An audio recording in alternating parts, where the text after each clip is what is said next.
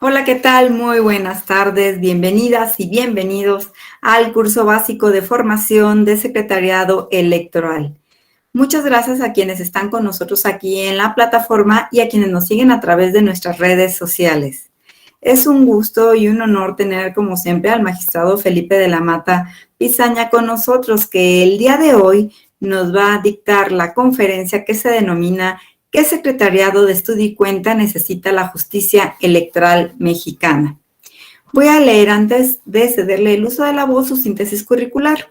El magistrado Felipe de la Mata Pizaña es abogado por la Escuela Libre de Derecho con mención especial, maestro en Derecho por la Universidad Iberoamericana, doctor en Derecho por la Universidad Panamericana con mención honorífica y doctor en Derecho y Libertades Constitucionalmente Reconocidas por la Universidad de Castilla-La Mancha con mención cum laude.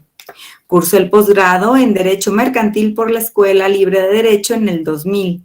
Cursó la especialidad de los cursos de posgrado en Derecho de la Universidad de Salamanca, octava edición, en el 2001, y el posgrado de especialización Justicia Constitucional, Teoría y Práctica Actual en la Universidad de Castilla-La Mancha en el 2006. En su actividad profesional, en el Tribunal Electoral del Poder Judicial de la Federación ha desempeñado diferentes cargos. Fue secretario auxiliar de secretario proyectista de Magistrado Electoral Regional en 1997, secretario instructor y secretario de Estudio y Cuenta de la Sala Superior de 1998 a 2011, coordinador general de asesores de la Presidencia de 2011 a 2013, secretario general de Acuerdos de la Sala Superior de 2013 a 2014 y magistrado de la Sala Regional Especializada de 2014 a 2016.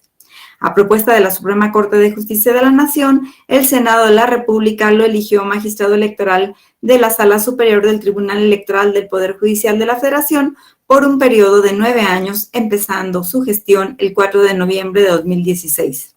En su actividad docente y académica, ha sido profesor titular de diversas materias a nivel licenciatura y posgrado en las universidades Panamericana, Iberoamericana y en la Facultad de Derecho de la Universidad Nacional Autónoma de México.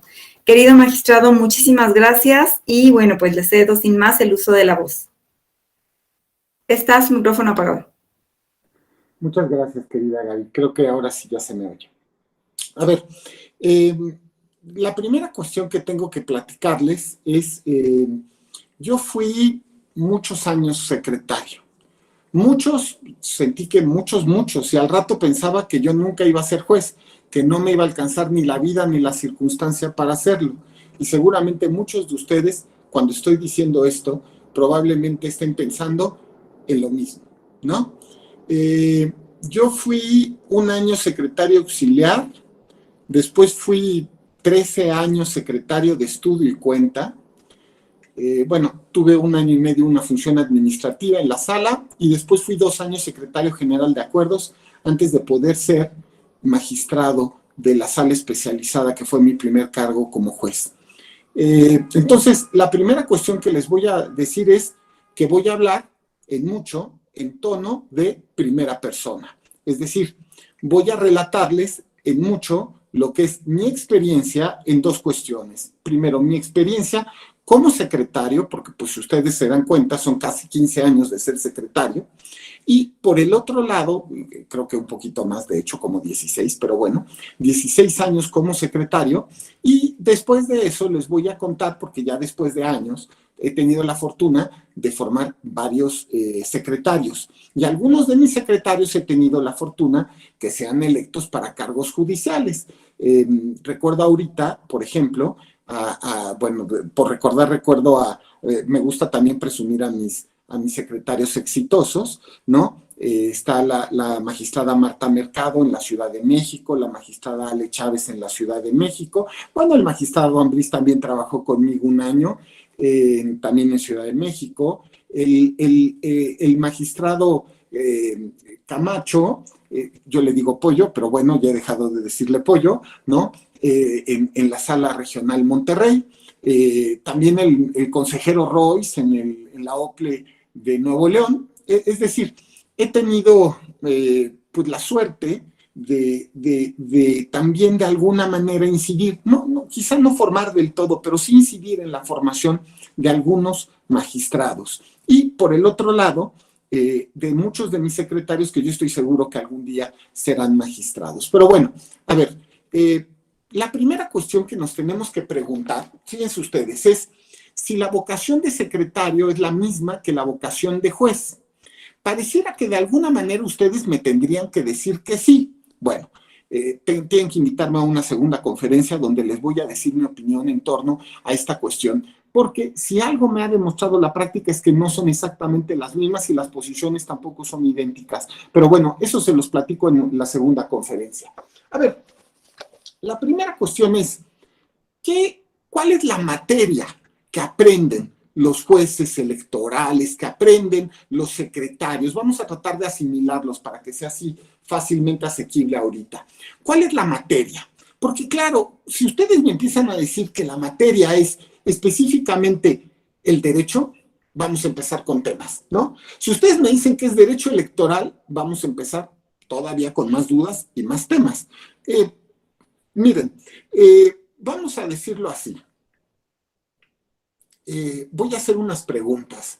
Lo que tiene que aprender un juez es un conjunto de normas jurídicas, vamos a decirlo así, que regulan la conducta humana. Y si es así, porque esa sería una definición normalmente aceptada para el derecho, también podríamos hacernos preguntas respecto a si los jueces, vamos a decirlo, tienen que aplicar reglas. Cuando digo jueces, quiero decir funcionarios judiciales. Sí, los funcionarios judiciales tienen solamente que aplicar reglas, es decir, si son exclusivamente la boca de la ley. Por otro lado, alguien podría decirme lo contrario. No, los jueces fundamentalmente son defensores del sistema. Y si son defensores del sistema, entonces la base de conocimiento del aprendizaje del juez se encuentra en los principios. Y bueno, alguien me diría, oiga, lo de los principios no es mala idea, y lo he visto que varios jueces hablan del tema. Entonces, si también son los principios, pues entonces resulta que, entonces me pregunto, ¿y tendrá algo que ver la moral en esto? Y si es así, ya se dan cuenta que nos estamos todavía complicando más. Y por otro lado es, ¿qué tanto incide la moral entonces en el trabajo de los jueces y de los secretarios electorales? Voy a hacer más preguntas y las voy a resolver conforme vayamos avanzando. ¿En dónde aprenden los jueces? Y ese es el gran tema. A ver, ¿dónde aprenden los funcionarios judiciales? A ver, históricamente, la respuesta es muy simple. En las universidades, ¿no? Es tan simple, vas, estudias la carrera de abogado, sales y te haces juez o te haces secretario, presentas los exámenes o el proceso de selección que está en la Constitución y te haces juez o te haces magistrado. Bueno, a ver, yo tengo muchos años de ser profesor y de alguna manera yo estoy como en la mitad de los dos mundos. Siempre digo que soy muy práctico para los académicos y muy académico para los prácticos, ¿no? Entonces estoy justamente a la mitad de los dos mundos. Pero la pregunta es si en verdad la formación de la universidad responde a las necesidades actuales de la formación de los abogados. Yo pienso que no, ¿no? Por cierto, Gary, porque creo que hay como pantallas apagadas, ¿no? A mí me gustaría ver las pantallas prendidas, ¿no? Para no sentir que estoy hablando y que todos están en la cama acostados, ¿de acuerdo? Bueno, a ver, alguien podría decirme que la formación jurídica de las universidades no es una formación estrictamente adecuada de acuerdo a la realidad actual. ¿Por qué? Porque si ustedes se dan cuenta, el derecho, a partir del siglo XVIII más o menos, empezó a enseñarse, pues, como lo enseñamos y entendemos ahora, ¿de acuerdo? Es decir, como si esto fuera una rama de la filosofía o, en su caso, de la literatura. Todo el mundo llega a su casa, agarra un libro, se pone a leer, le hacen un examen de lo que leyó. Y la siguiente materia es agarra un libro, estudia el libro y si ustedes se dan cuenta, esta metodología nos recuerda a la de la filosofía o en su caso a la de la literatura, pero pareciera que el derecho, así como lo entendemos a partir del siglo XVIII, en las universidades ha carecido de una metodología propia, lo cual aquí entre nos, resulta irracional, ¿no? Entonces, la pregunta es, el juez tiene que aprender que el funcionario judicial, ¿qué tiene que saber? ¿Teoría o práctica? Bueno, miren, curiosamente, la respuesta no es tan fácil. Evidentemente, los jueces y los funcionarios judiciales tienen que tener un sólido conocimiento teórico, pero curiosamente, estoy convencido que la metodología jurídica que tiene que privilegiarse es la metodología de los casos que son resueltos. Es decir, en mucho lo que aprenden los funcionarios judiciales, lo que aprenden los jueces, tiene que ser cómo resolver problemas. Y resulta que para resolver problemas no es suficiente la teoría, evidentemente. A ver, me parece que el juez tiene que, antes que otra cuestión, tiene que estar capacitado para resolver los problemas. ¿Y de qué elementos va a constar? Bueno, me parece que históricamente, y estoy diciendo inclusive desde la época del derecho romano, los jueces, vamos a decirlo, se capacitaban escuchando las sentencias y las resoluciones de otros jueces. De hecho, la base de aprendizaje del derecho romano se encontraba justamente en la autoridad moral de la sentencia. Estaba la comunidad romana que en el momento del derecho clásico pues estaba terminando de formarse como justamente una época gloriosa de la historia de la humanidad, pero justamente era una época que todavía era una Roma que no se podía llamar el gran imperio que después sería. Y esta sociedad un tanto agrícola, silvícola, ¿de acuerdo?, resolvía sus problemas y conflictos jurídicos que se le presentaban a través de buscar a las personas que tuvieran juicio, sabiduría, prudencia. Había en el pueblo un conflicto, y en el momento en el cual había un conflicto, buscabas y decías, no iban y buscaban al sabio del pueblo, no decían, no, ¿quién tiene? Si hubiera doctorados, que en esa época no existía, no, decían, no, ¿quién tiene 7 doctorados? No, no decían, ¿quién es el que ha leído más libros? Si es que hubiera libros como los entendemos hoy, que tampoco había. No, ¿qué es lo que buscaban? Buscaban a la persona que pudiera, de manera prudente y racional, resolver un conflicto humano. Y si esto resultaba adecuadamente resuelto, se volvía en el ejemplo a resolver por parte del resto de la comunidad. Nos debe quedar muy claro que esta es la base justo de lo que hacemos. Este es nuestro trabajo, resolver problemas humanos. A ver, y es el trabajo de todos los abogados. Por eso, la fórmula de estudio a través de metodologías semejantes a las de la literatura o la filosofía resulta, perdón que lo diga, la palabra adecuada es absurda, iba a decir estúpida. Pero bueno, a partir del siglo XVIII se empezó a usar esa fórmula de, digamos, de estudiar el derecho. Resulta entonces que lo que tenemos que buscar, antes que otra cosa, es pensamiento crítico. Es decir, cómo resolver de manera adecuada un conflicto humano. Cómo resolver de manera adecuada una problemática planteada específicamente. De tal manera que entre el público, entre las personas que tengan acceso a la justicia, por supuesto entre los justiciables, pero entre la comunidad humana en general, esta solución resulte razonable. Es decir, que todo el mundo voltee y diga, esto pareciera que está bien resuelto. Y si ustedes se fijan en materia electoral, ha pasado muchas veces. ¿Y cómo me doy cuenta de eso? Pues me doy cuenta en que las sentencias del tribunal se vuelven ejemplo para hacer reformas electorales. Si ustedes se dan cuenta, la reforma electoral del año 2007-2008, que ya saben que fue en los 2 años, pues en mucho en materia adjetiva fue seguir los precedentes judiciales, ¿no? La reforma, la última reforma, por ejemplo, en temas de violencia de género, pues también fue en mucho seguir los precedentes judiciales. Es decir, cuando la sentencia resulta que tiene un criterio que es útil para solucionar el conflicto, se aplica primero por analogía, por la fuerza del precedente y después inclusive puede utilizarse para servir y hacer reformas legales. Ahora, también ha habido sentencias que se tienen que hacer hasta reformas constitucionales para, digamos así, derogar el criterio.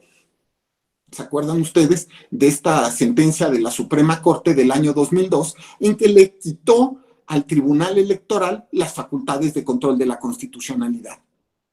Bueno, esa sentencia no solo la Corte Interamericana terminaría condenando al Estado mexicano derivado de la existencia de esa sentencia, sino que además, pues, obligó a reformar la propia Constitución para volver a dotar al Tribunal Electoral de una solución, digamos, constitucional a los conflictos que se presentaran. A ver, nos damos cuenta entonces que cuando la solución es adecuada, la comunidad jurídica, después de un tiempo, ojo, esto es electoral, ya sabemos que los justiciables tienen intereses. No nos sorprende, ni nos podría sorprender, que los justiciables que pierden, pues estén normalmente en desacuerdo con la sentencia. Me da a entender, raro sería, o quizá demasiado honesto sería un justiciable que dijera, vaya, perdí a la buena. No, probablemente salga a gritar, me han robado, estos jueces malvados. Eso es normal, es parte de las pasiones. Al final del día los conflictos son problemas y la solución siempre será de alguna manera una controversia. No, a ver, pero si la solución del juez es adecuada, pasa el periodo, digamos, de gritos, ¿no? Si la solución es más o menos adecuada, bueno, sirve de ejemplo para otros precedentes y por lo tanto sirve a su vez de base para reformas legales. Y eso en electoral ha pasado varias veces. Bueno, a ver, les voy a contar primero que entonces significa que un secretario debe tener muy claro lo que acabo de explicarles. A ver, ¿cuál es nuestra función fundamental? Resolver conflictos. Perdón que lo diga así de claro.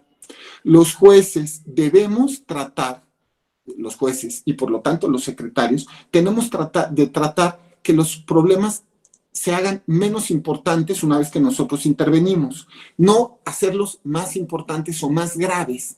Y esto significa que el secretario de un tribunal tiene que tener una visión constante del conflicto que va a resolver.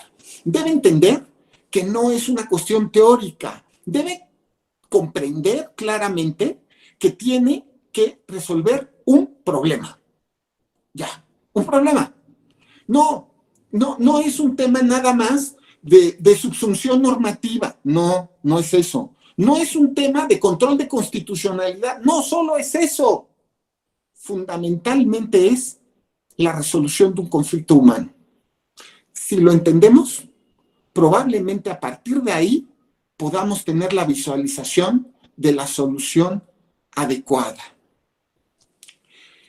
En el expediente muchas veces están los casos difíciles de los que hablaba Dworkin, ¿no? Que son aquellos casos que tienen más de una solución. Evidentemente, bueno, Dworkin termina diciendo que en todo caso el juez puede elegir cualquiera de las soluciones posibles, ¿no? Y esto ya saben ustedes que es muy criticado por Hart, es una cuestión interesante, bueno, en fin, ¿no? Pero bueno, más allá de cuál sea la solución que elija el juez, de acuerdo a su conciencia, tiene él que saber que en esos casos difíciles la solución tiene que ser sí, de acuerdo al sistema jurídico, sí, de acuerdo a los principios constitucionales, sí, de acuerdo quizá a las reglas adecuadas, constitucionales y aplicables, por supuesto, sí, pero antes que otra cosa tiene que ser la mejor solución para resolver el conflicto humano. Y eso creo que, por ejemplo, a Dworkin creo que le falta esa coma cuando él en este libro famoso que tiene de los derechos en serio, justamente, le falta, porque lo que nos tiene fundamentalmente que decir no es nada más, y el juez es libre para resolver como se le antoje, no, es resolver de forma adecuada el conflicto humano. Bueno, establecido eso, les voy a decir algunas ideas de cuando yo era secretario que me parecía que es como importante, y después, en eso me tardaré 10 minutos más o menos, y después les voy a dar consejos que yo le doy a mis secretarios, ¿sale? Y con eso voy a acabar para que ustedes me hagan mejor preguntas, porque lo que me gustaría más bien es la retroalimentación. A ver, Si ustedes se dan cuenta, y si nuestro trabajo es lo que acabo de decir que es, y si aprender lo que tenemos que aprender es, en realidad, lo que acabo de decir, pues resulta que tenemos que desaprender lo que aprendimos en la universidad. Y resulta que más bien lo que tenemos que hacer es empaparnos, digamos, de los casos, de los expedientes, y tratar de resolver de forma adecuada el problema que se nos está presentando.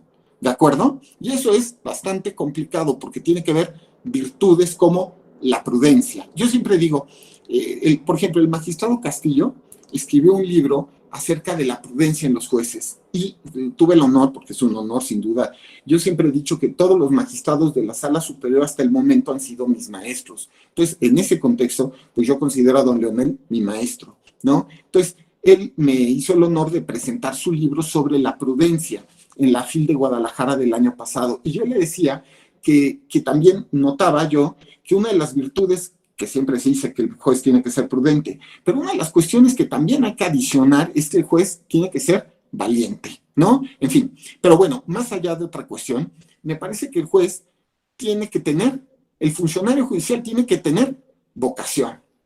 Es que es así. A ver, perdón que lo diga, no tengan dudas. Si ustedes, señores, no tienen vocación de jueces, ¿para qué quieren ser secretarios? Es que, a ver, yo lo diría así. Imagínense hoy como los jueces que ustedes quieren ser. O sea, a ver, fundamentalmente lo que se requiere es vocación. A ver, y por cierto, no es vocación de rico, ¿no? Evidentemente, pues hay profesiones del derecho específicamente donde la gente se hace rica. Como juez, nunca te harás rico. Pues los notarios se hacen ricos, los despachos corporativos se hacen ricos, los litigantes muchos se hacen ricos, pero los jueces no, ¿eh? Pero tenemos el honor, el privilegio de poder resolver de manera prudente y racional los conflictos de las personas. Eso es un honor, es una potestad enorme que nos otorga el Estado mexicano. De manera vinculante podemos resolver la vida, los problemas que atañen a la vida de otras personas. Eso. Y me acuerdo lo que una vez me dijo un profesor mío y que jamás voy a olvidar, porque yo de jovencito, yo decía que yo quería ser notario y él me dijo, ¿sabes? Si quieres ser notario te harás rico, pero me dijo algo más. Si quieres ser juez, harás historia. Y ¿saben? Es maravilloso también este trabajo por eso, ¿saben? Ustedes, si quieren ser secretarios judiciales electorales, pues muy probablemente todas las mañanas amanezcan leyendo su trabajo en los periódicos, viéndolo en las noticias, platicando del tema con su mamá, con su papá. ¿Por qué? Porque oyeron de la sentencia, oyeron del caso y están platicando, ¿no? Yo me acuerdo, ¿no? Yo llevo tantos años en esto, me decía, bueno, que yo siento que son tantos, pero bueno, me decía mi mamá cuando vivía en el año 2006, bueno, Felipe, pero a ver, ¿quién ganó la elección? Y ya me doy a entender. Esas cuestiones son una vocación. La palabra vocación significa llamado. Si tú sientes que estás llamado a esto, que mucho va a ser un sufrir, ¿no? Va a ser un dejar la bilis, un dejar la piel, un dejar probablemente en mucho una vida personal o hacerlo de otra manera, pero por otro lado, tener la fortuna de hacer historia, tener la fortuna de ver la historia pasar en tus ojos, tener la fortuna de ver cómo se resuelven los conflictos humanos de la mayor entidad. Sí, no quieres ser rico, pero quieres ver eso y te sientes feliz de poderlo participar. Este es tu trabajo. Vocación, antes que otra cosa, vocación, porque si no, no vas a soportar todas las noches de verdad de desvelos, porque si no, no van, a ver, vocación, y diría yo, y que encuentres una pareja que entienda tu vocación, ¿eh? Porque si no, tampoco lo va a entender, o sea, ya me va a entender, o sea, madrugadas y vienen los procesos electorales y no tomas vacaciones, y los chavos conocen Disneylandia y tú no vas, ¿de acuerdo?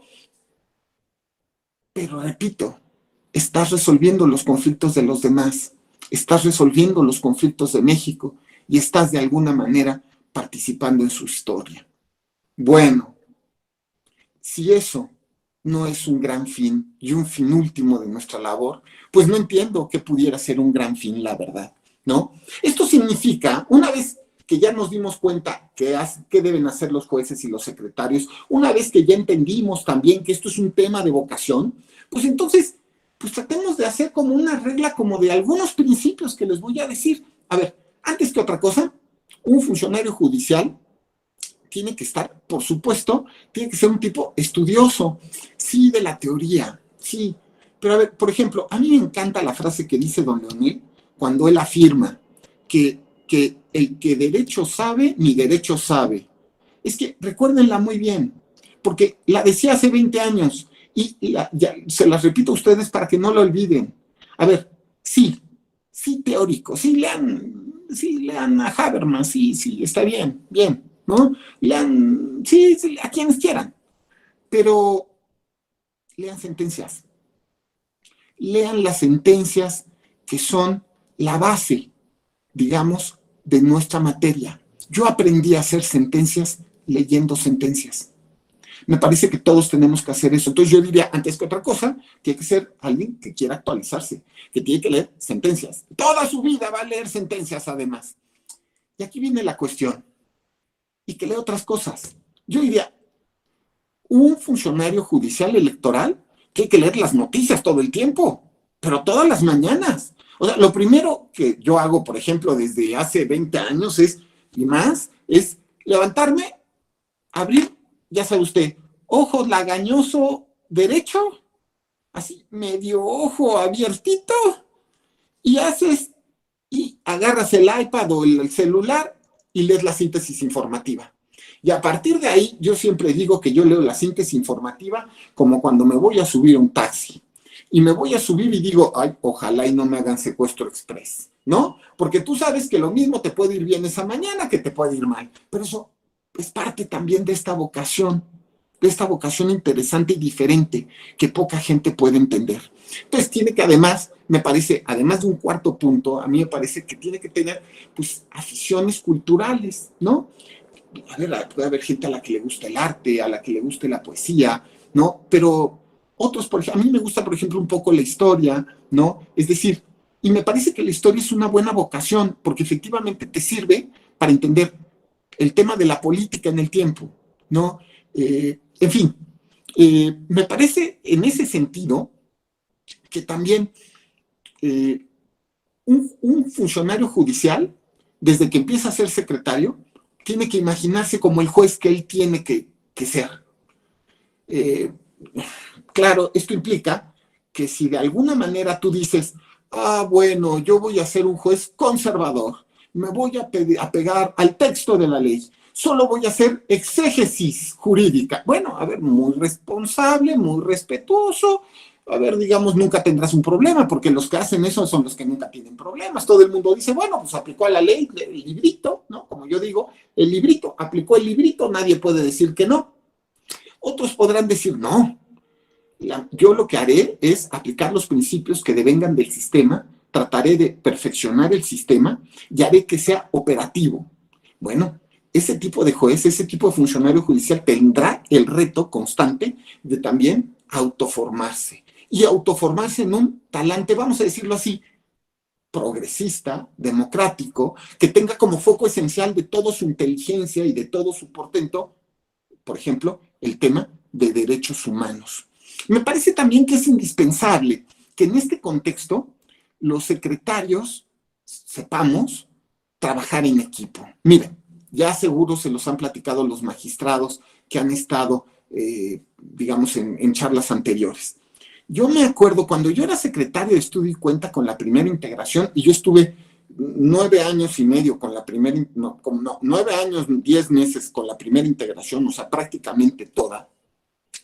Les puedo decir que, a ver, nos sentábamos a tratar entre nosotros, miembros de una ponencia, con las otras ponencias, y hacíamos debates tratando de resolver el problema.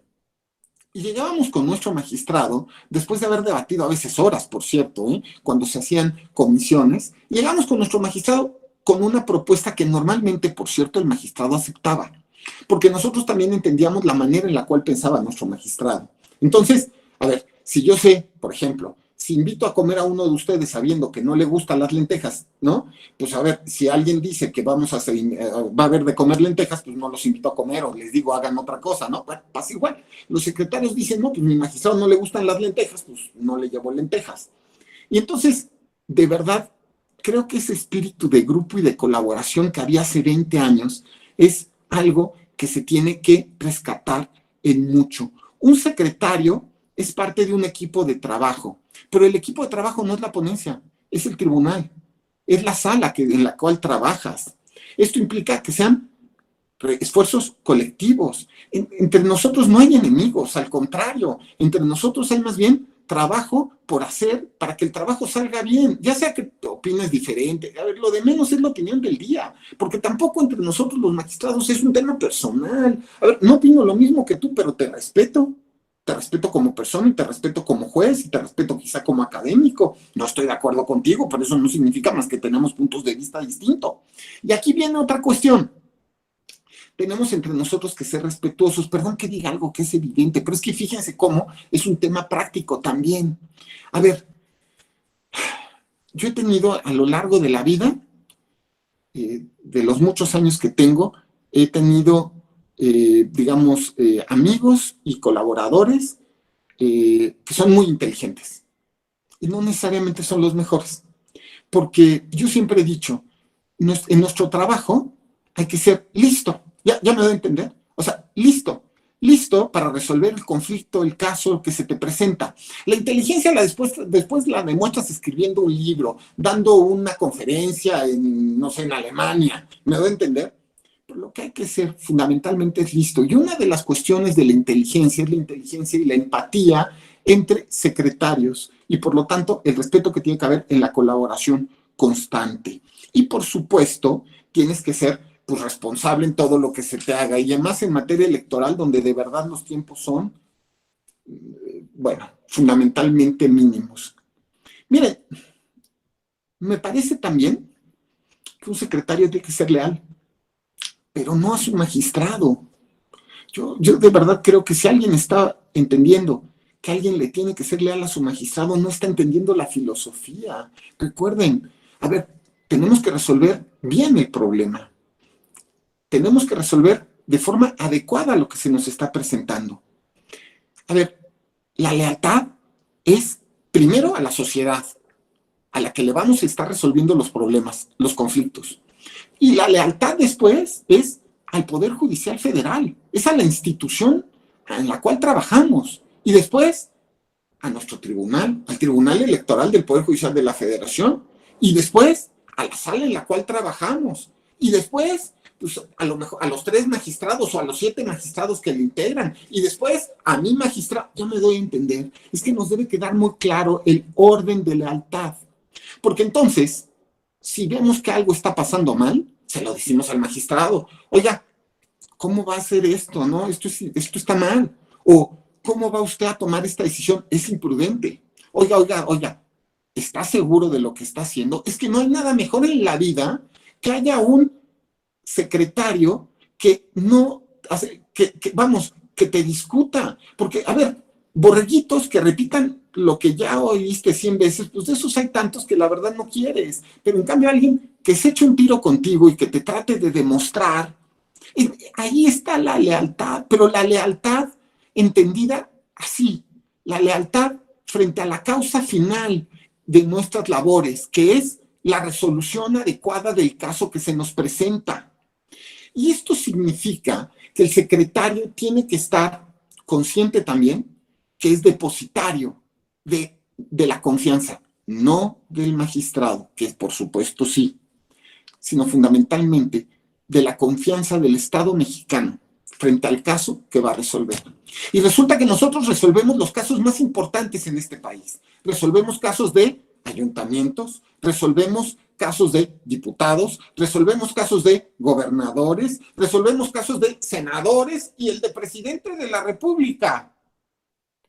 Si eso no es confianza por parte del Estado a nuestras funciones, no entiendo en dónde está la confianza.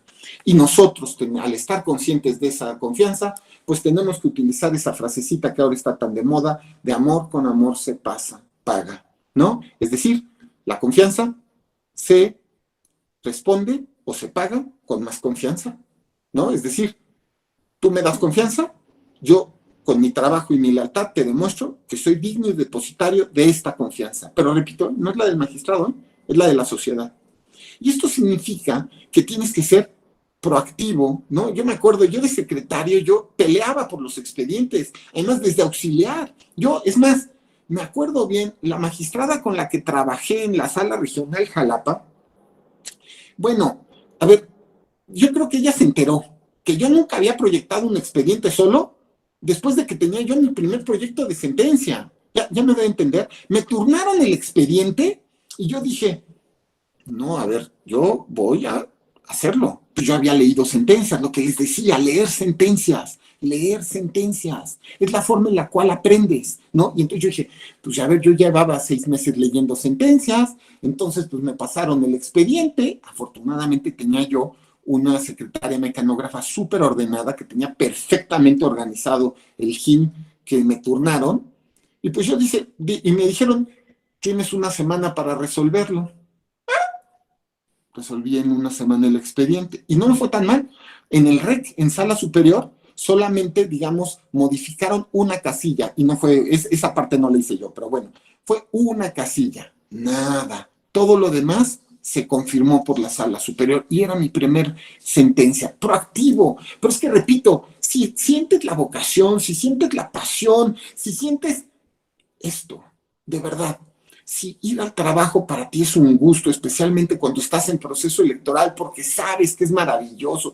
Este es mi 9º proceso electoral federal que estoy viviendo, ¿no? Y ahora sí que si Dios me lo permite, ¿no? Porque uno no sabe, la vida siempre está llena de cosas, tendré 10 procesos electorales federales todavía, ¿no? O sea, habré vivido 30 años de justicia electoral del país. Bueno, yo peleaba desde el primer día, desde mi primer expediente en 1997, peleaba por los casos.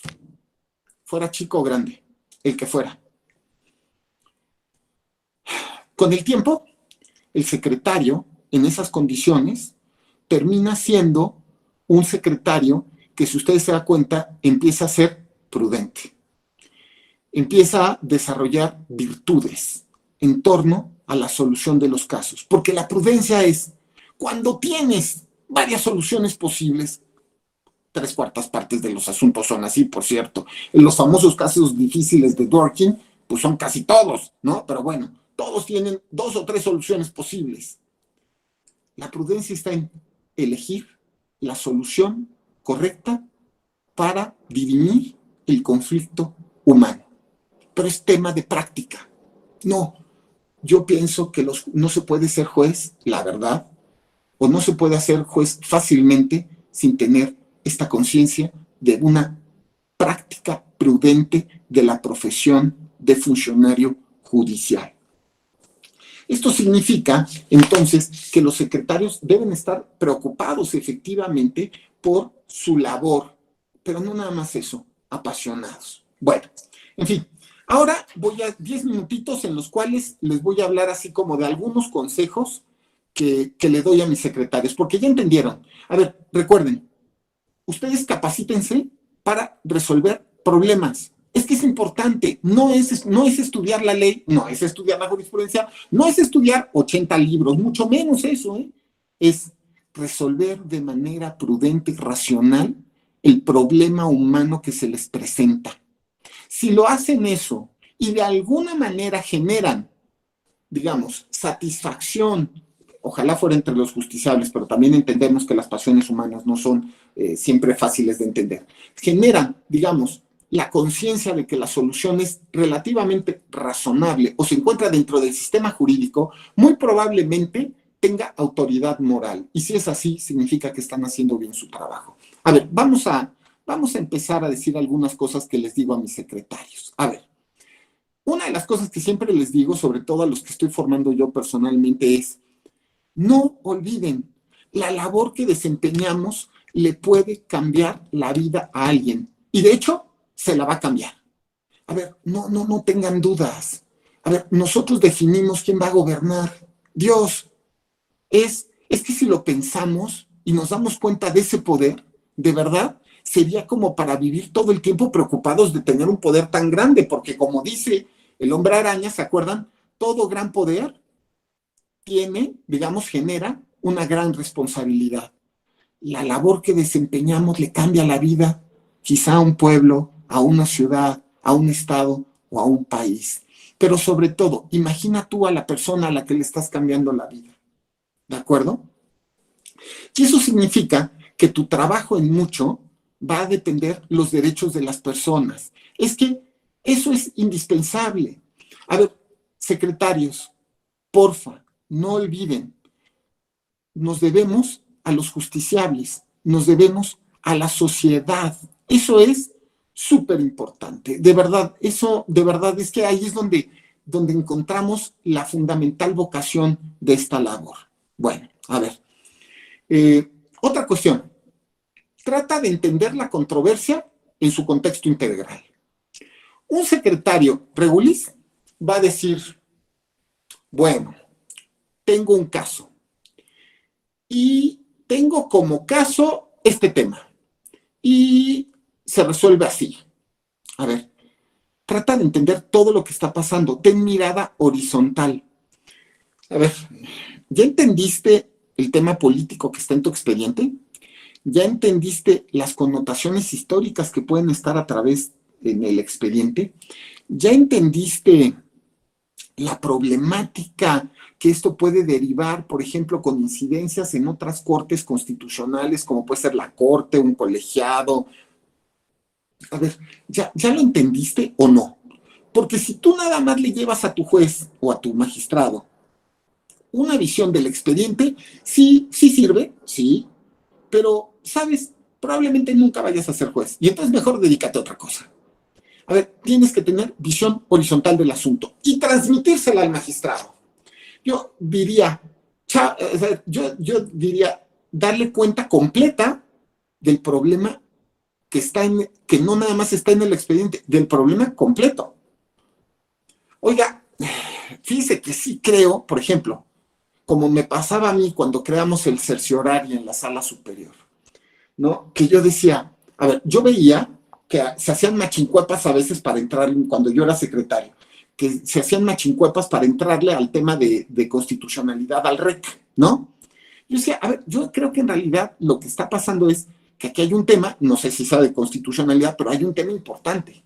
Y entonces yo decía, y llegaba con el magistrado y le decía, oiga, yo no sé si aquí haya o no control de constitucionalidad, ya me voy a entender, no sé, pero hay un problema interesante y hay un problema importante. Y entonces se hacían machincuepas para decir, no, es que aquí hay una inaplicación implícita de principios constitucionales subjetivos. Bueno, entonces cuando llegamos a la sala superior, pues justo platicamos entre nosotros, los magistrados de la sala superior, y dijimos, mejor seamos sinceros.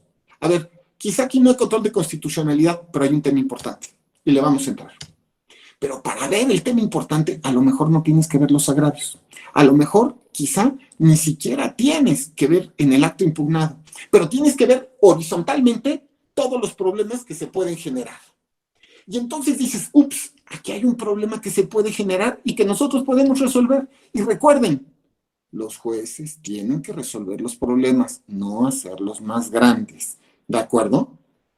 A ver, si alguien me pregunta a mí, pero esto es un tema de ideología personal, nuestra función fundamental es la sociedad y por lo tanto es la protección de los derechos de las personas en situación de desventaja. Y eso significa que debemos estar preocupados de la perspectiva de derechos humanos.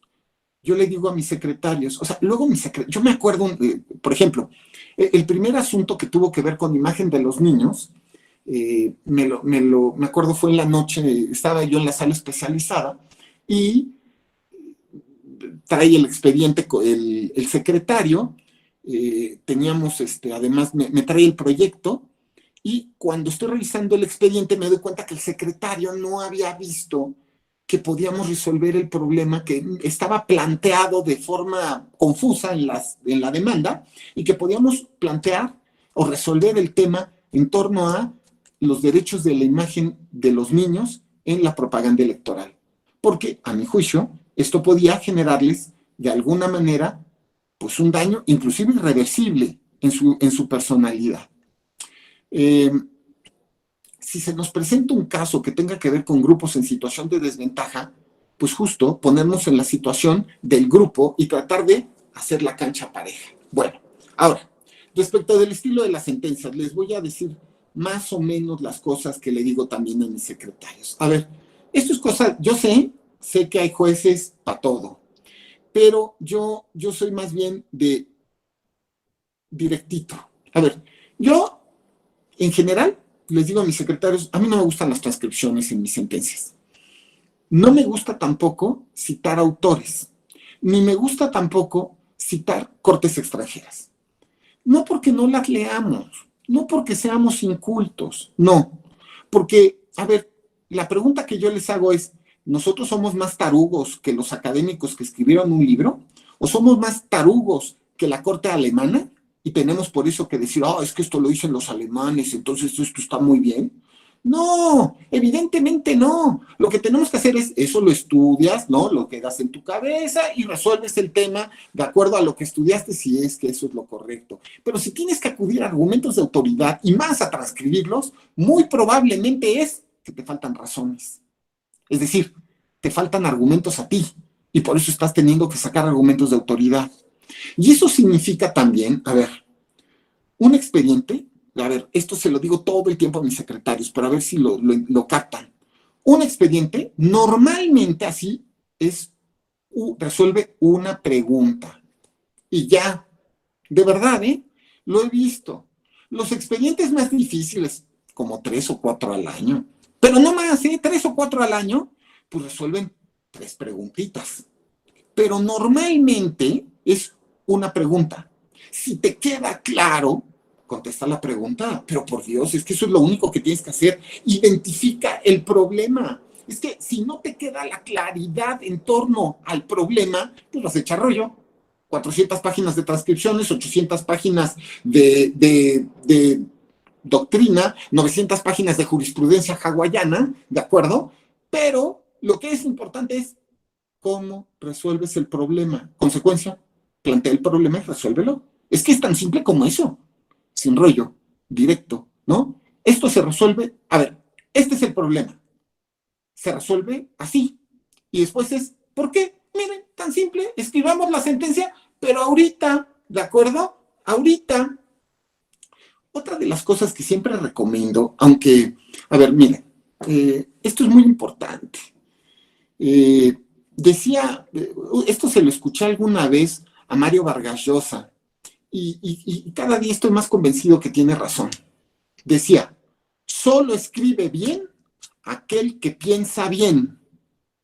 A ver, antes de sentarte a escribir, no empieces el proyecto si no te sentaste ya y pensaste cómo vas a resolver el problema.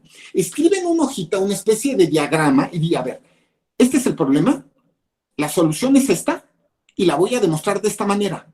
No empieces a escribir antes de hacer eso, porque muy probablemente, otra vez, te vas por la tangente, echas rollo. A ver, y por eso para mí, en lo personal, los índices son tan importantes. Yo empecé a ponerle índices a mis sentencias porque me di cuenta que empecé a pedirle a mis secretarios índices. O sea, les decía, oye, Royce, oye, Yali, les decía, tráeme el expediente, tráeme el proyecto, y les decía, y me traían un proyecto de 30, 40 páginas, 50, que ya eso es muchísimo, pero bueno, de 30, 40 páginas. Y les decía, ¿ahora me haces un índice? Y entonces ya empezó a hacerse la costumbre de que me traían el índice. ¿Por qué? Porque debemos tener la visión en conjunto del índice, que es como una especie de diagrama de solución del conflicto. ¿Para qué?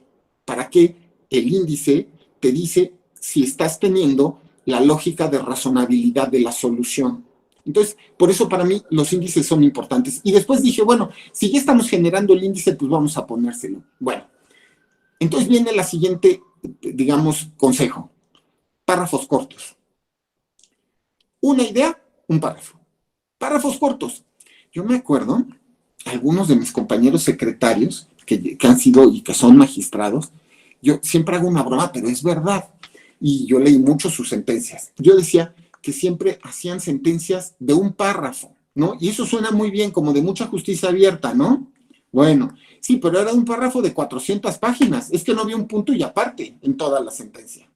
A ver, los párrafos cortos ayudan al lector a, digamos, a no cansar, especialmente, recuerden ustedes, nuestros lectores técnicos, pero también son la ciudadanía. Párrafos largos, con muchas ideas.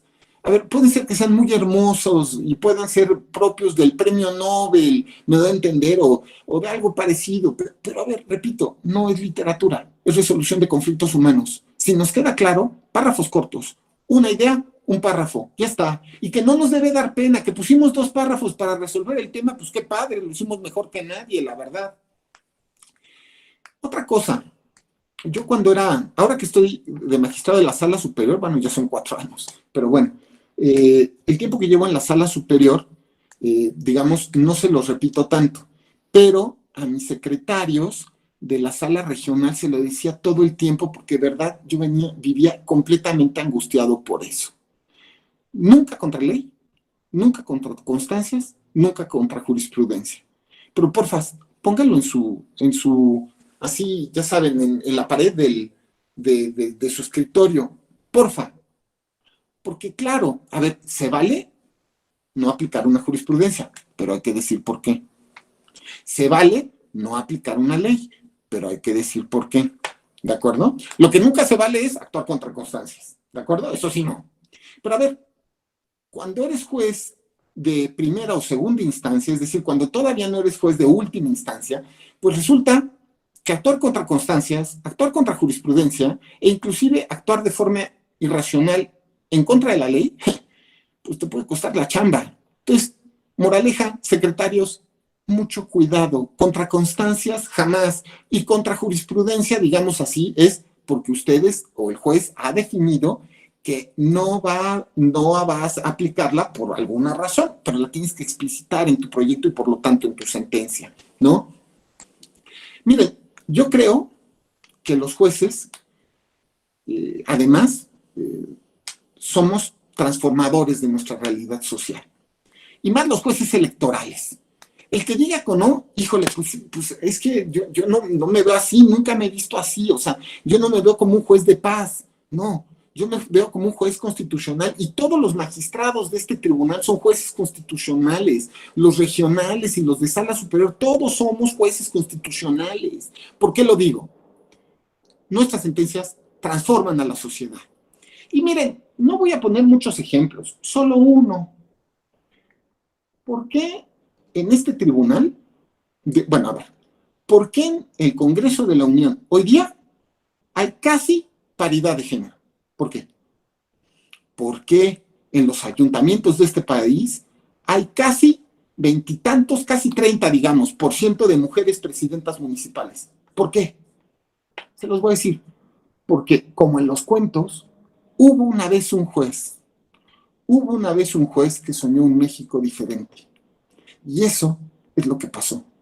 Hubieron una vez unos jueces que eran magistrados electorales y que pensaron que podían crear un México distinto. Y lo consiguieron. ¿Sí? Consiguieron eso. Y sigue pasando. Y pasa en muchas otras cosas y en muchos otros temas. Este tribunal es un tribunal que transforma la sociedad. Y eso, si te queda claro y estás entendiendo, debes entender también los efectos de tu sentencia respecto de la transformación social. Y eso es importante respecto de la ideología de cómo se identifica a sí mismo el juez.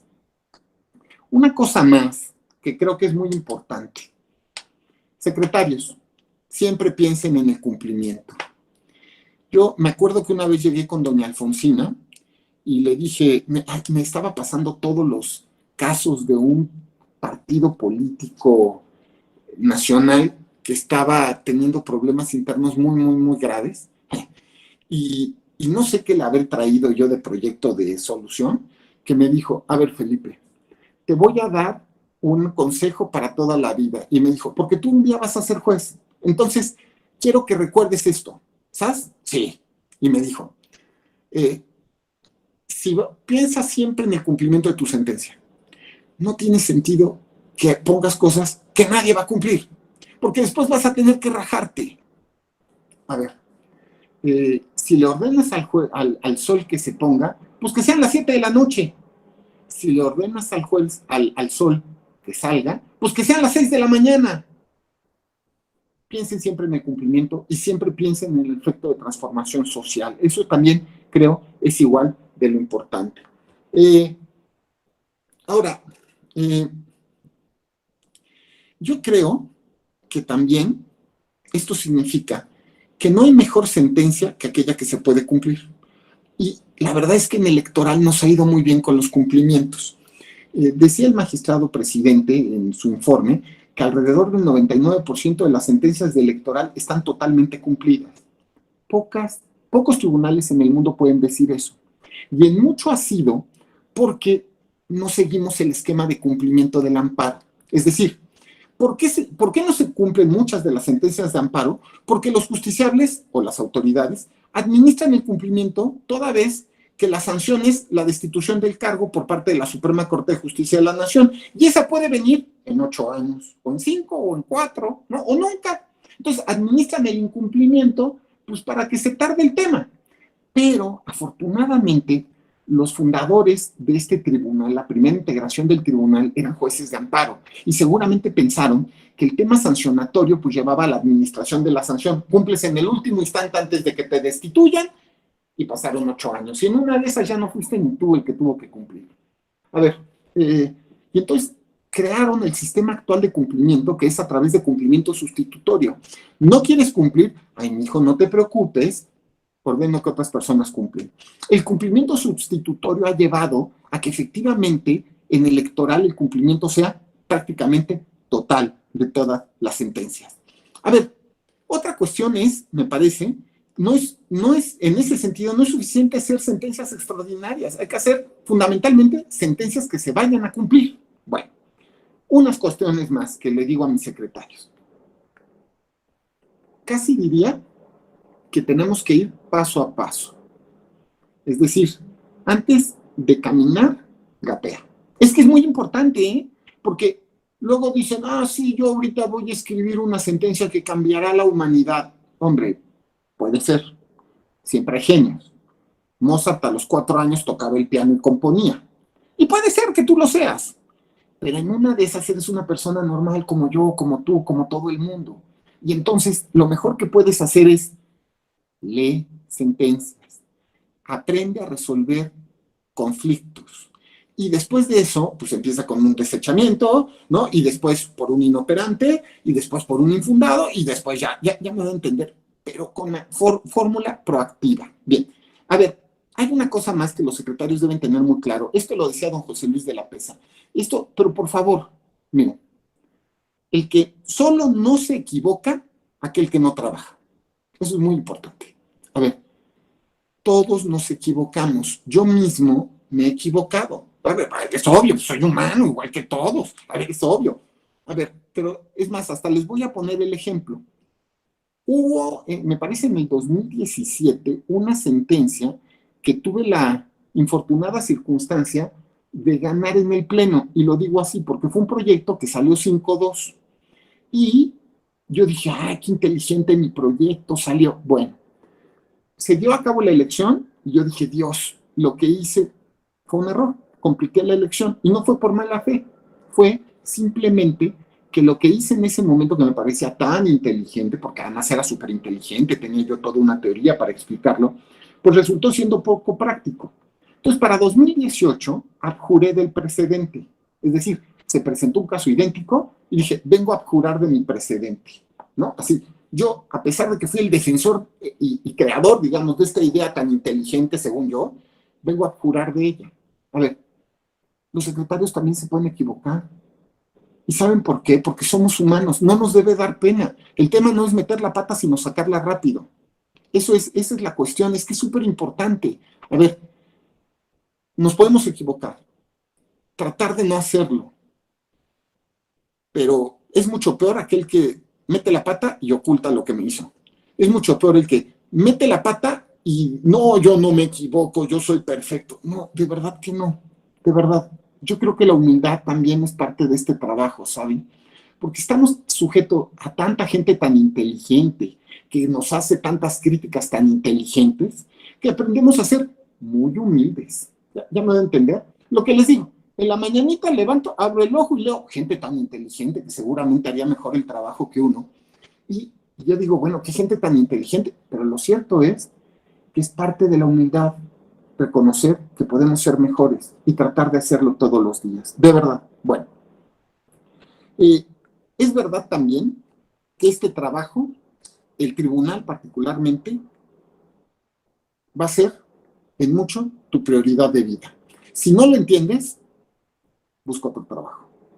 Mire, podríamos decirles que aquí estamos de vacaciones, que salimos a las 3. No, no, de verdad no. Este trabajo es apasionante, es maravilloso, de verdad. Le cambiamos a la vida a la gente, transformamos a México. Pero como todas las cosas fascinantes, al mismo tiempo, tiene un costo. Y el costo es que pasamos muchas horas haciendo el trabajo. Si no estás dispuesto a asumirlo, busca otro trabajo. ¿De acuerdo? Es importante también. Y yo creo, bueno, yo tengo dos frases que las tengo apuntadas en las paredes de la ponencia. Tengo dos, y digo que son las frases de la ponencia, que es, una es, failure is not an option, ¿no? Es decir, digamos, el fracaso o la equivocación no es opción, es decir, no te plantees fracasar, digo, más allá de que lo puedas hacer, pero tratemos de no equivocarnos. Y la otra es, vanguardia o morir, tratemos de entender que estamos transformando a la sociedad, hagámoslo, asumámoslo de forma racional, prudente, adecuada. En mucho, este trabajo consiste en vencer el miedo. Y sientes miedo muchas veces y muchas veces. ¿Por qué? Porque estás solo frente al expediente. Y el caso es tan grande y tan difícil. Y son tantos los valores tan fundamentales para el Estado mexicano. Pues la buena noticia es que es un trabajo colectivo y colegiado. Y la responsabilidad cae no en una persona, sino en 3 magistrados, en 7 magistrados, en un colectivo de personas que verán el expediente. Entonces, el éxito del secretario es no tener miedo en vencerlo. Es que es fundamental. Por eso también el valor, digamos, la valentía es también una cuestión fundamental del juez electoral. Bueno, voy a terminar diciendo 2 cosas que creo que son muy importantes, pero que creo que deben ustedes tenerlas muy en cuenta. Yo estoy convencido que no debes ser, vete del tribunal y dedícate a otra cosa. Si no aspiras a ser, antes que otra cosa, buena persona. Porque impartir justicia es un valor fundamental para la sociedad. Si no entiendes eso, si no entiendes, para los que crean en Dios, ¿no? Yo creo que Dios, o como quieran llamarlo, ¿de acuerdo? Tiene una cajita, así una cajita, quizá de plata, donde tiene sus virtudes y sus valores fundamentales. Y ahí, en esta cajita, está fundamentalmente la justicia. Y es tan importante que lo tiene como en una cajita, ya me entender. Y resulta que nosotros administramos justicia. Yo no estoy seguro que puedas hacer justicia humana, justicia prudente, justicia razonable, justicia humilde, justicia cercana al justiciable, si no tratas, además de resolver bien, de resolver con el corazón, de resolver como una persona de bien. Yo terminaría diciendo que lo más importante es que los secretarios se apasionen, que amen su trabajo, que estén dispuestos a hacer mucho, porque cuando están haciendo mucho, están haciendo justicia, están administrando uno de los valores fundamentales de la sociedad y a lo que todos aspiramos. ¿Cuántas veces hemos gritado justicia? Y resulta, ¿no? Ya sea como partes, como personas, nuestros padres, nuestros profesores, y ahora somos depositarios de ella.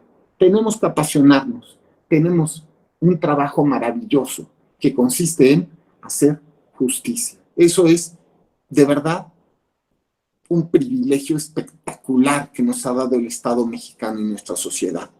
Si no lo crees, si no te apasiona, si no estás dispuesto a dejar sangre en el papel de las sentencias que estás escribiendo, hombre, pues hazte rico, hazte millonario, hazte notario, hazte comerciante, pero no seas juez, porque además le vas a hacer daño a la sociedad.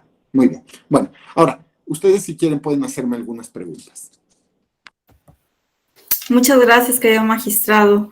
Muy interesante todo lo que nos comparte y esta experiencia por la que ha transitado toda su carrera en el Tribunal Electoral, pues la verdad dejará muchas reflexiones en los alumnos.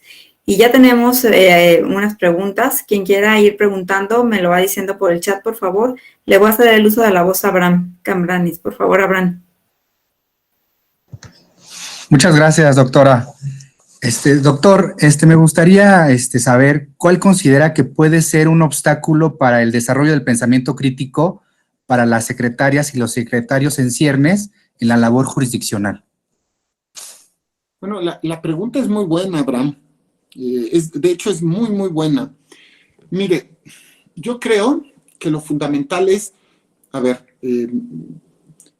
si tú estás lleno de, digamos, de respuestas, si tú tienes una respuesta a todo, muy probablemente no sirvas en esta cuestión del pensamiento crítico. Es decir, yo creo que lo que tenemos que hacer antes que otra cosa es como tener curiosidad. Curiosidad por aprender, por saber, por entender. La gran mayoría de las veces no tenemos respuestas, pero las estamos buscando.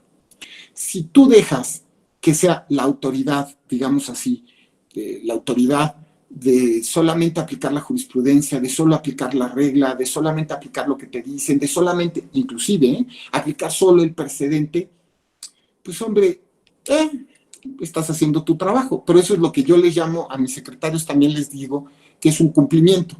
Cumplo, pero miento. Es decir, entregué. Nada es reprochable. Pero resulta que hay un paso más que no quisiste dar. Y yo creo que eso, entonces yo diría, es no te cierres a ninguna opción y que tu curiosidad te lleve a tratar de entender todo el problema en su justa dimensión y por lo tanto a tener una solución total, ¿no? Eso es lo que yo creo. Y además, de verdad, cada expediente no es nada más un problema humano, ¿no? Es la oportunidad que tenemos de, pues, llevar a cabo justo el tema de la justicia y su virtud, ¿no? Muchas gracias. Rosario Fernández, adelante, por favor, con tu pregunta. Gracias. Buenas noches, magistrado. Es nada más como un tip, con todo lo que usted ahorita nos aconsejó, bueno, y todos esos apuntes que nos proporciona, me surge una duda. En lo personal, ¿qué podemos o qué nos aconseja? Porque si bien cada asunto es diferente, cada asunto tiene su particularidad y debemos de tomar todo estos aprendizajes y el pensamiento crítico, ¿cuál será o qué idea o cómo nos puede aconsejar para poder estructurar una sentencia? Porque cada una es diferente. Entonces, en lo personal, cuando ya la vas a estructurar es cuando dices, bueno, sí, sé la pregunta, sé la respuesta, pero en la estructura es donde ahí yo me puedo atorar. Entonces, ¿cómo poder hacer eso? Mire, yo creo que el primer tip lo acabo de dar, que es, haga la pregunta, o sea, de verdad. Por ejemplo, ¿es válida o no es válida la elección por esto? Ya me voy a entender, pero es que de verdad, siempre es una pregunta, de verdad, siempre. A ver, de verdad, de repente así, uno muy difícil tendrá 3 preguntas, pero de verdad es 3 veces al año. Un asunto es una pregunta. Ahora, normalmente, si ya tenemos la pregunta, si ya le quedó claro la pregunta, respóndala, pero no eche rollo. Diga, ¿es anulable la elección? Pues la respuesta es sí o no. Ya me doy a entender. O sea, es que aquí no puede ser 8 páginas para... No, sí o no. Si la respuesta es no, ahora solamente tiene que decir ¿por qué? Ahora, yo creo que aquí el tema es justo el tema del índice. Cuando vaya a resolver el por qué, diga, ¿por qué? Por idea 1, idea 2, idea 3 e idea 4. Y normalmente no van a ser más. Ahora, fíjese bien. escríbela así. El índice de verdad es fundamental. Media sentencia es el índice. Una vez que usted escribe el índice, recuerde que no debe mezclar el tema 1 en el 2, ni el 1 en el 3, ni el 4 en el 3, ni el 2 en el 4. ¿De acuerdo? Si habla del tema 1, solo hable del tema 1. Si habla del tema 2, solo hable del tema 2. Si habla del tema 3, solo hable del tema 3. ¿De acuerdo? Y después de eso, si usted se da cuenta, pues ya el resolutivo es la conclusión, realmente. Es que este es el problema. Es anulable la elección por violación a principios constitucionales porque sacaron a San Judas Tadeo el día de tal. Bueno, la respuesta es no. ¿Por qué? Porque no es determinante por esto. Porque tampoco es determinante por esto. Porque tampoco es determinante por esto. Conclusión, se confirma. ¿Ya se da cuenta? El orden es fundamental. Yo soy un obsesivo del orden, pero me parece que los secretarios deben tener esa misma obsesión. Orden, por favor, mucho orden. Yo me acuerdo que yo pongo nerviosos a algunos de mis amigos luego, que ven mi iPad o ven mi computadora y está todo así por orden, ¿no? Hay, ya sabe, carpeta de esto, carpeta. Yo me acuerdo, cuando yo era secretario, tenía carpeta del año 1998. Carpeta de RAPS, carpeta de REPS, carpeta de JDC, carpeta de JRC, carpetas de desechamientos, ya me entendí, e iba identificando todo, de tal manera que si yo inclusive decía, hubo un expediente, entonces ya inmediatamente agarraba, lo encontraba, ya me va a entender. Ahora, si usted pudo simplificar como lo hace un buen secretario, el caso en una pregunta, significa que usted puede fácilmente almacenar esa información. ¿Ya me doy a entender? Porque no tiene usted que echar rollo, nada más es una pregunta. Entonces, en el modelo de sentencia que yo utilizo en mi ponencia, comienzo justo con la solución de la pregunta, ¿no? Sentencia por la que sé, y venga, ¿no? Se confirma la validez de la elección, ya me doy a entender. Entonces, resulta que es fácilmente identificable el precedente, ¿no? Entonces, de verdad, ya en la práctica es indispensable el orden. No sabe, abogada. O sea, yo lo único que le diría es orden. Después todo lo demás, orden. Cuando se va a sentar usted a escribir, antes, índice. Comenzando con la pregunta que va a resolver. Y la pregunta la responde sí o no. Y a partir de ahí, la demostración. Demostración 1, 2, 3, 4. No mezcle las demostraciones. Y después concluya. Y esa sentencia va a tener 5 páginas, 6 páginas y va a ser espectacular porque todo el mundo la va a entender. Yo adoro las sentencias que en 6, 7 páginas nos da a entender todo. De verdad. Mire, en la universidad nos enseñan el derecho como si fuera literatura. Por eso pensamos que lo nuestro es escribir hojas y hojas, ¿no? O como si fuera filosofía, que pareciera que estamos hablando como de seres o entes etéreos. Si entendemos que la labor fundamental del juez y por lo tanto del secretario es resolver problemas, pues es tan simple como primero identificar el problema. Identificado el problema, resolverlo. Ya, tú ves que es tan simple, ¿no? Eso es como el tip práctico más importante. Muchas gracias. Contrario. ¿Alguien más desea preguntar? Bueno, en lo que se anima a lo mejor alguien, voy a leer una pregunta que manda David Jaime. Dice, uno de los principales problemas que uno tiene como secretario son demandas gigantes, variedad de agravios, puede haber una buena cantidad de pruebas. Como secretario, ¿por dónde empezaba? ¿Cómo se empieza? ¿Cómo se centra el problema de entre el cúmulo de alegatos para de ahí empezar a sacar la resolución?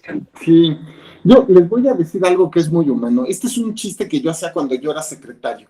Cuando yo veía llegar una demanda de 200 páginas, le veía cara de desechamiento, ¿no? Pero es verdad.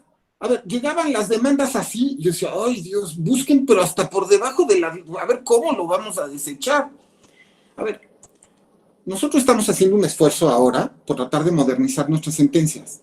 Los litigantes deberían hacer lo mismo. ¿Por qué?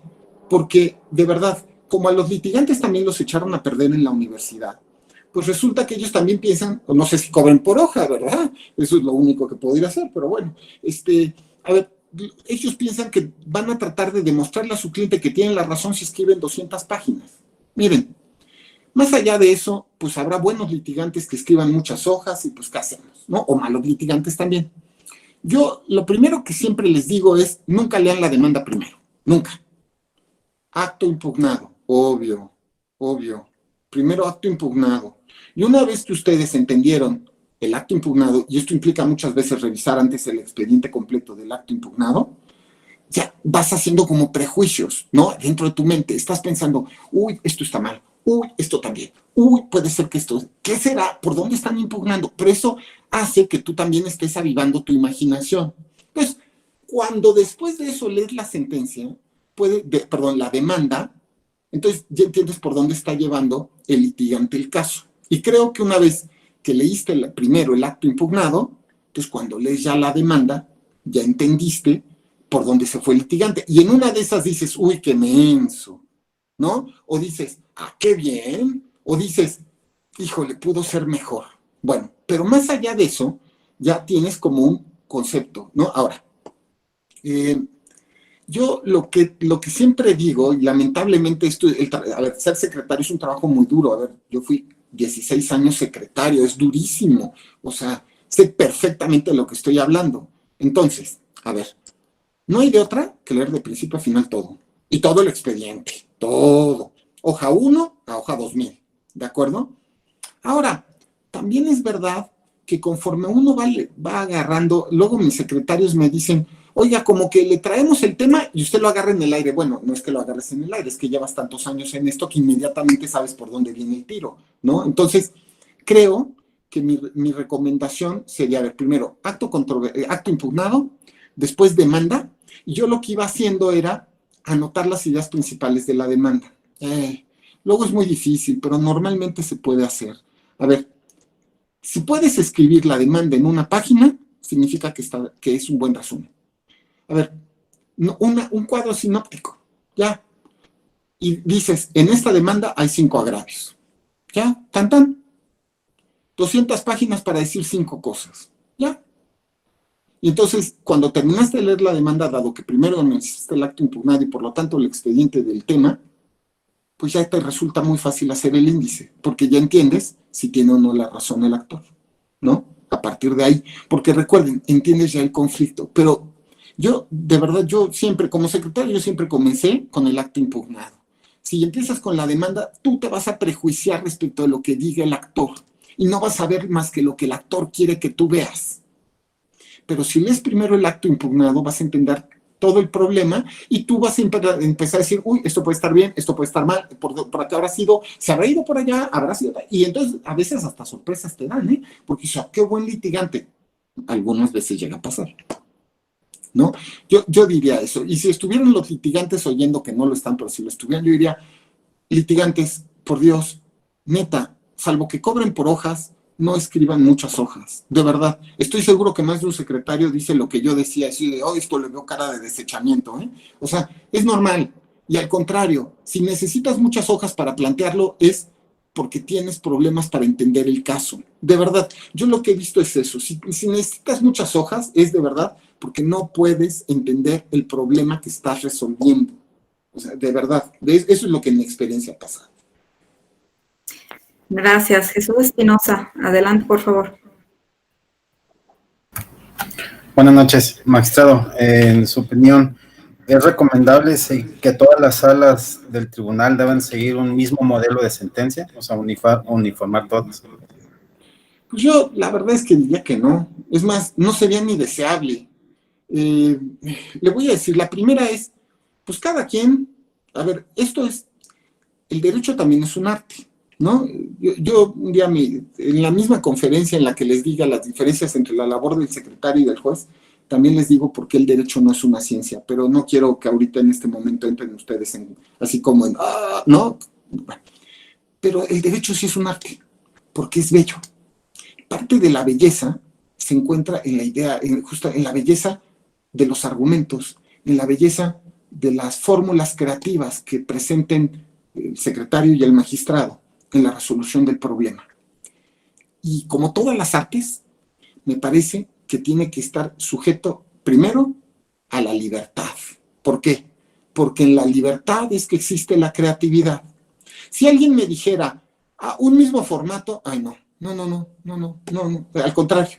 Más bien, entre nosotros, a mí, por ejemplo, yo he buscado, yo veo los formatos de mis compañeros y de algunas salas regionales y a veces lo copio y digo, qué bien está esto, y lo copio. ¿Por qué? Porque me parece inteligente. Si utilizaran mi formato, pues no estaría en crítica, ni estaría yo criticando mi propio formato. Ya me doy a entender. Ahora, yo creo que lo que sí necesitamos tener todos es un claro compromiso de nosotros hacia, digamos, el lector. Una cosa que hay que apuntar en esto que no dije, que es muy importante. Siempre le digo a mis secretarios, piensa en el lector, piensa en el lector. O sea, no estás hablándole al magistrado de junto, no le estás hablando al secretario, no, le estás hablando al lector, al justiciable o al público en general. Piensa en el lector, ¿no? Y eso me parece también indispensable, ¿no? Pero bueno, no sé si ya resolví con esto su duda. Sí, muchas gracias. ¿Alguien más quiere preguntar? Liliana, adelante, por favor. Magistrado, buenas noches. Oiga, mire, pues retomando el consejo que usted acaba de dar, justamente de pensar en el lector, hace como un par de meses leí una sentencia de amparo en donde una juez concedía la suspensión provisional a una niña que no había sido inscrita por determinadas circunstancias, pero recuerdo a grandes rasgos el caso es porque creo que no contaba con televisión, una cosa así. Entonces, al darle lectura a esa sentencia, me generó mucha emoción, pues, ajena, porque la forma en la que estaba redactada era justamente como si fuera una especie de carta de Reyes Magos hacia la niña, ¿no? De mira, pasó esto, tu mamá hizo aquello otro, y nosotros estamos solicitando que tales y tales autoridades hagan esto en favor tuyo, nosotros estamos obligados a tutelar y a ponderar el interés superior de los menores y demás.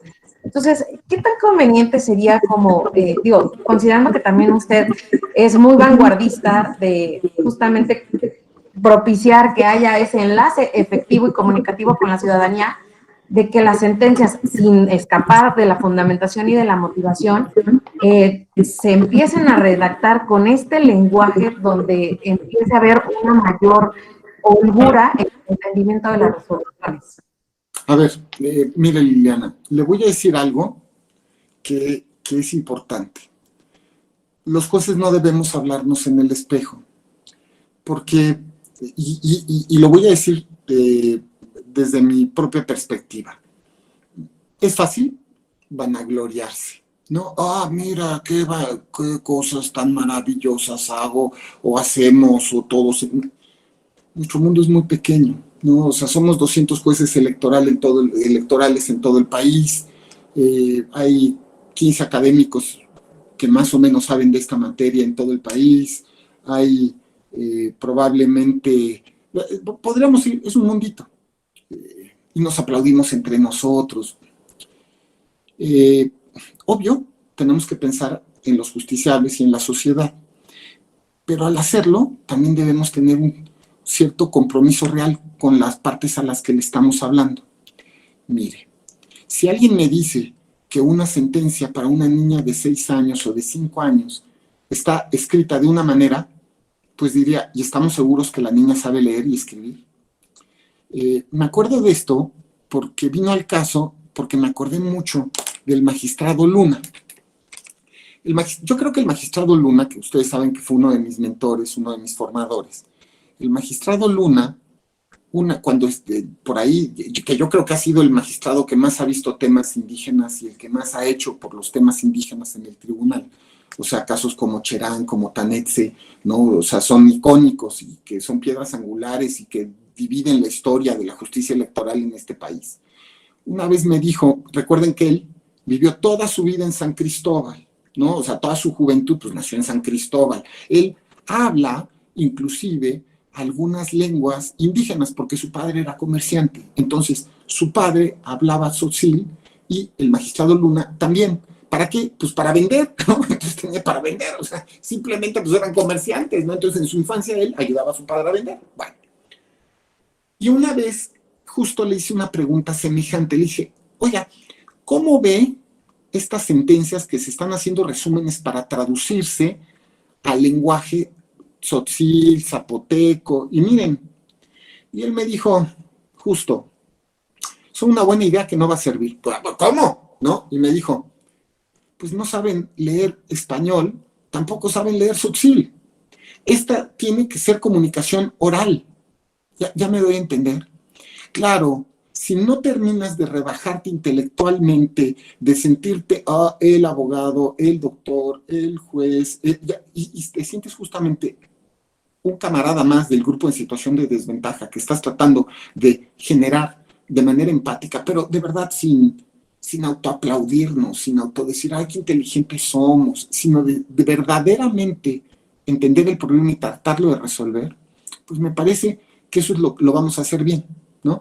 Me parece también, creo, si una de estas sentencias era interesante, porque fueron varias sentencias que hemos visto últimamente en la justicia federal dirigida a menores de edad y por otro lado a personas que tienen alguna discapacidad mental.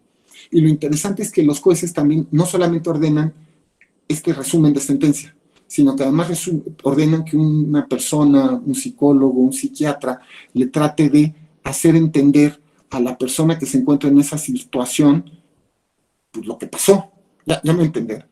Si hacemos el contexto completo, sin tratar de buscar aplausos, me parece que eso es justamente lo que tenemos, lo estaremos haciendo bien, estaremos haciendo una justicia integral. Muchas gracias. Muchas gracias. ¿Alguien más? Pues parece que son todas las preguntas, magistrado. Pues muchas gracias, fue un gusto tenerlos con ustedes y espero que este curso les sea mucha utilidad. Muchas gracias, Gaby, muchas gracias a la Escuela Judicial Electoral. Gracias, querido magistrado. Gracias, magistrado. Aplausos, por favor, al magistrado.